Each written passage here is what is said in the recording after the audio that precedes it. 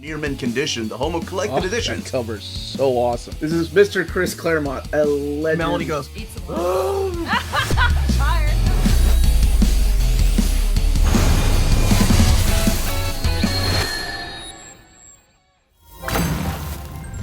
let's go, bub. This is the Uncanny Omar from Near Mint Condition, the home of collected editions.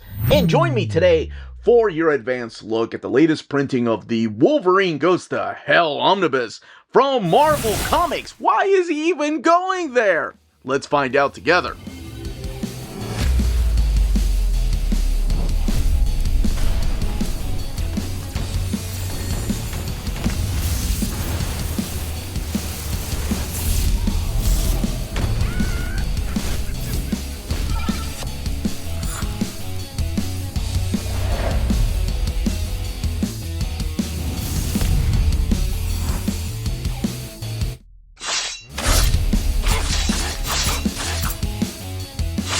And welcome back, everybody. Before going any further, a big thank you to David Gabriel and the fine folks at Marvel for sending us an advanced copy of this omnibus.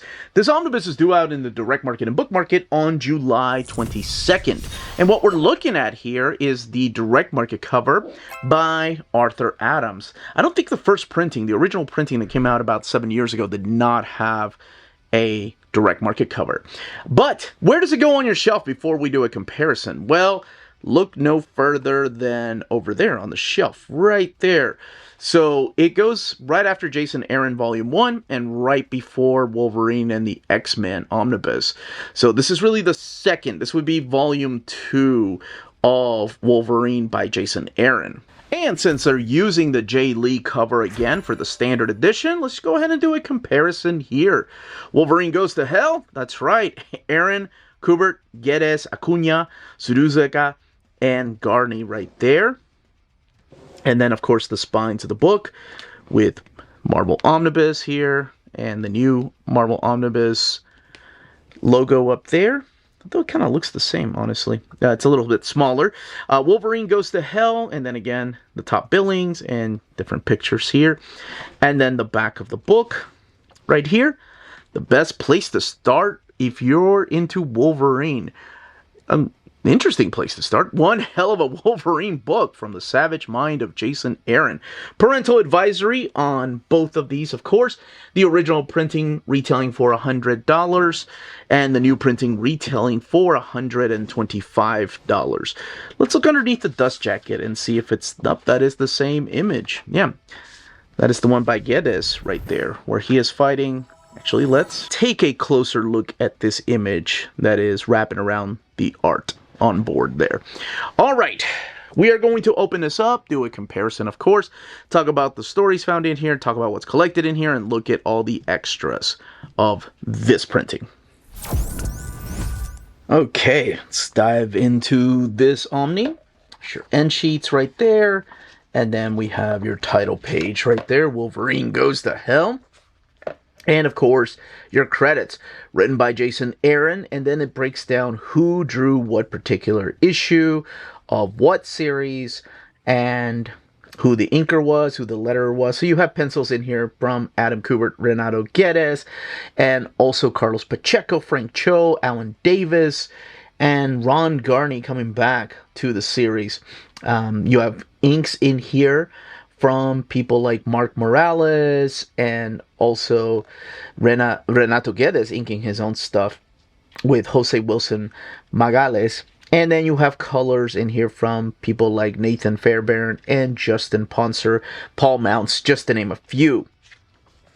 And we kick it off with this astonishing Spider-Man and Wolverine issue number 1. So collected in here is Astonishing Spider-Man and Wolverine 1 through 6, Wolverine 1 through 20, the 2010 series, 5.1, 300 to 304. When it went back to the legacy number, you're not missing anything. It's not like you're missing issues of Wolverine 21 to 299. And X-Men Schism 1 through 5, then material from Wolverine The Road to Hell number 1. The book has 984 pages and retails for $125. So we do have the Astonishing Spider-Man book right here, which is a tale that puts Spider-Man and Wolverine and puts them together and at odds with each other at the same time and traveling through different times. For example, the first issue right here, they are stuck somehow in this world of dinosaurs. They call it Dinosaur Island. But how exactly did they get here? Do they remember exactly how they got here? Well, they both start pondering about how they got here, and it turns out that it took place in present day. They're fighting against the Orb and his gang, and all of a sudden, something goes array. Something wrong happens, and they are transported into this dinosaur island that does not happen to be the Savage Land type of world. And it is a 6-issue miniseries that will also feature this thing called the Doom Planet, the Living Planet, which actually I find really freaking cool. They have something ridiculous called the Phoenix Gun, and again, it is traveling through different parts of the universe and at different times. But who exactly is making all this happen, and how exactly is all of this happening? You can find out for yourself. Let's move on to what this Omni is called, and that is Wolverine Goes to Hell. Now, there is a character that appears in Astonishing Spider-Man and Wolverine that will later appear in Wolverine and the X-Men. If you're wondering how that character just appears out of nowhere, it all starts in that miniseries. It's a character from the... I don't even want to spoil it in case you haven't read it. It's a character from one of the Wolverine miniseries that we hadn't seen for a bit. So we start off with this really weird, could be a dream sequence, could be something going on inside of Wolverine's head. We don't know exactly. But Wolverine is trying to climb out of this pit, and he sees people that he's fought in the past, including the head of Sabretooth. Again, this is taking place after the Jeff Loeb and Simone Bianchi arc. He is reunited with his friend Wraith. Off and on friend, because both of them have just kind of come at odds with each other. But Wraith is now a preacher at this church, and he is approached by somebody that is stalking him for some reason, and is making him see visions. But if you know John Wraith's powers, you know that he can teleport, and you can see exactly what happens. We have this really interesting group of characters that appear within the first issue right here. They will become really important a little bit later. But this is the characters known as the Mongrels. And they're part of the Red Right Hand. So you have Gunhawk, you've got Cannon Foot, you've got Fire Knives, and what's the other guy's name? Sawfist and Shadow Stalker. So those characters will play an important part through here.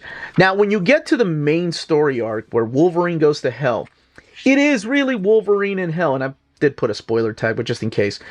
How did he get here, though, is part of the storyline. But one thing to keep in mind is that while Wolverine's soul is in hell, fighting off against the Hand, fighting off against Sabretooth, who is now is this the devil? Hold on a second. This is they do collect the backup stories here too, or who exactly is this demon right here? Who kind of is the devil's dog, as you can see here, chained up. He's fighting off against all his past villains in hell.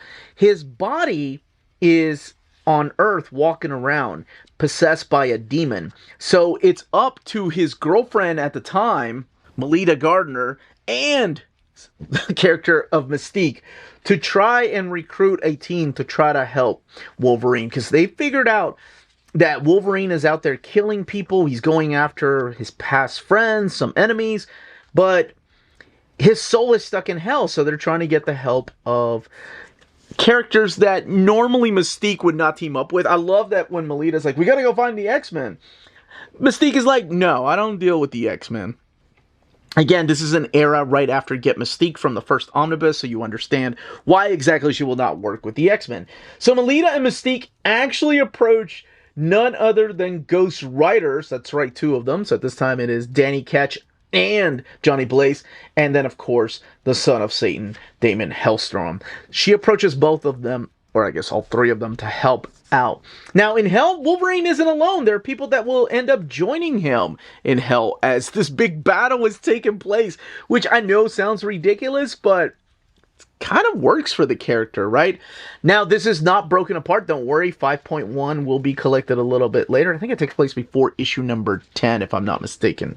But here we have him trying to get out of hell while finally the X-Men get involved above ground, and Cyclops makes a team to go after Wolverine, to try to take out this demonically possessed Wolverine, and they get none other than Magneto. There's a really, I don't want to use the word cool, but a really dark and sad part when Magneto is approached by this demon-possessed Wolverine that gives him a flashback to the concentration camps, and it shows the true evil of this demon that has possessed Wolvie. Yes, the Wolverine hot claws were a thing before he came back from the dead. It is interesting when I talk about Wolverine Goes to Hell, because there is an omnibus of the death of Wolverine. This happens before that, believe it or not, as I showed you on my shelf earlier. It's Wolverine by Jason Aaron, and then Wolverine and the X-Men, and then you get the death of Wolverine Omnibus, which happens a little bit later. So he has friends helping him in hell, trying to get out. Now, of course, does Wolverine stay there? This is the 5.1 issue, if I'm not mistaken, which is the birthday issue when Melita tries to celebrate his true birthday. Now, Wolverine, once out of hell, back in his body, this isn't a big spoiler, goes for revenge. And this is interesting as to how exactly he got there. Who is behind putting Wolverine in hell? Why are they trying to put him in hell? It's the Wolverine revenge story arc is what this is. And it's just one huge roller coaster of brutality, revenge plots, and just what drives these characters to go and kill or try to get rid of Wolverine once and for all. So even if you're not familiar with the lore of Wolverine, it's okay to be completely lost. If you're like super familiar with who Wolverine is, what exactly is happening, it doesn't really matter, because everything is reintroduced in these pages. Everything you need to know about these characters is reintroduced through here as Wolverine is getting revenge. Now, perfectly mapped, 100% perfectly mapped, we move on to the Schism. So Schism is immediately after the big fight revenge, Wolverine coming busted up, and he's rejoining the X-Men back in Utopia, which is part of this, during this time is Alcatraz. So this story right here is 5 issues of Wolverine and Cyclops at odds with each other. And it starts off with of course, Kid Omega going into the UN and making these leaders of the world admit something publicly.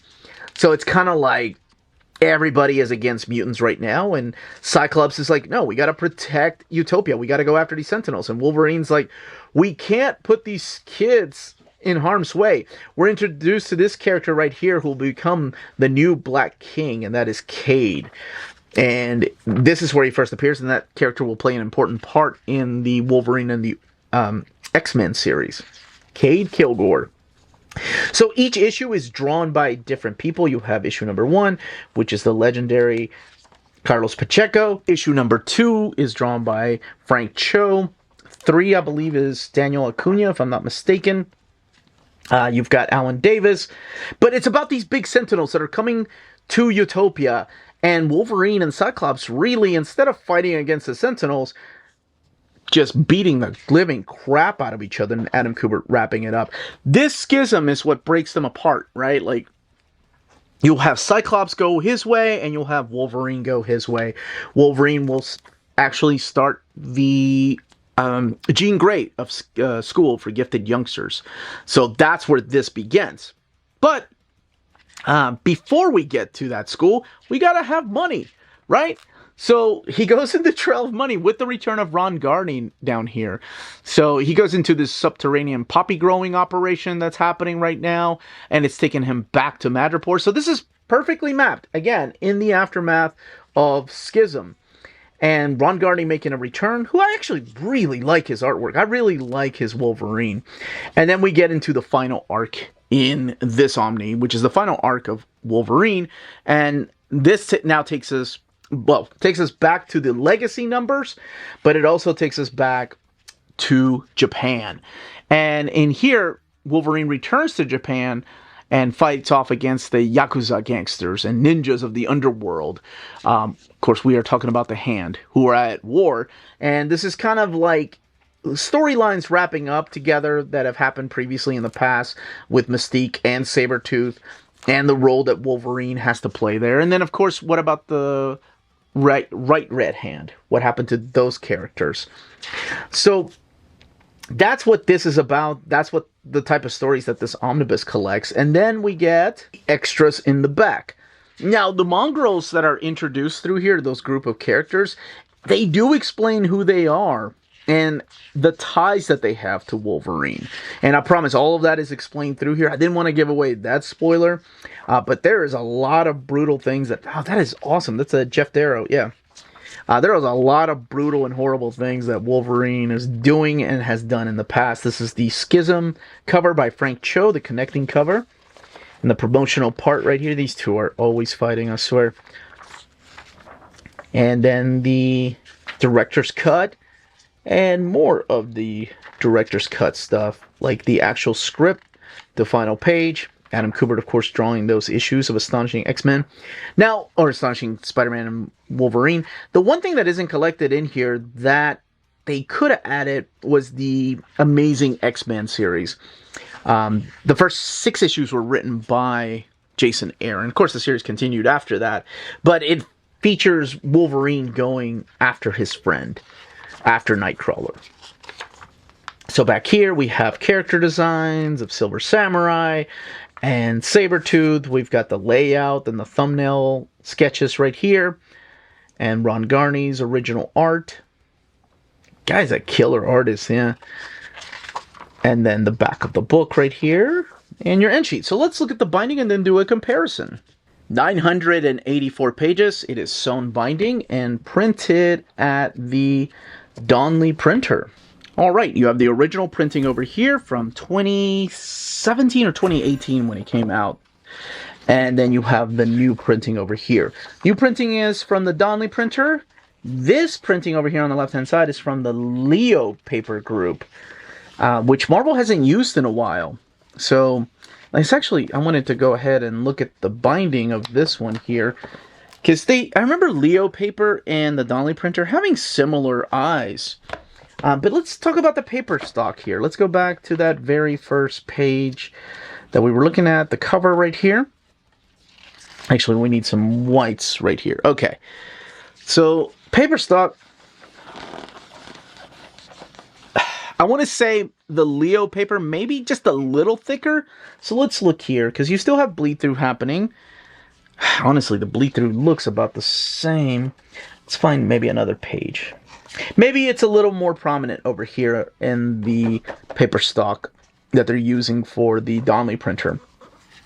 I mean, you can probably see it over here a little bit more, too. There we go. Had to move the book a little bit. But, yeah, it's just a little bit thicker. And as far as the way the book lays over, though, both of them have the same type of gutter loss, because they have a very similar eye, too. Let's actually find a double page spread that's not really halfway. This is probably about 2/5 of the way into the book right here. So yeah, honestly, the gutter loss looks about the same.